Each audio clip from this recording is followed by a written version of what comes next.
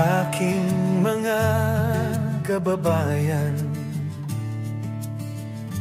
ating ipaglaban korupsyon sa proyekto'y ating labanan.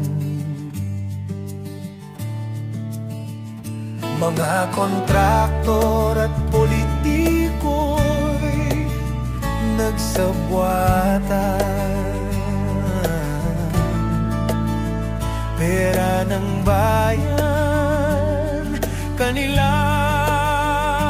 ninakawan.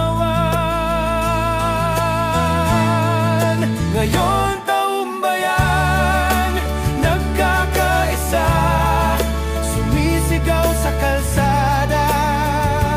Hustisya, panagutin ang magnanakaw, ipasauli ang ninakaw, para sa kinabukasan bayan ay magtagumpay.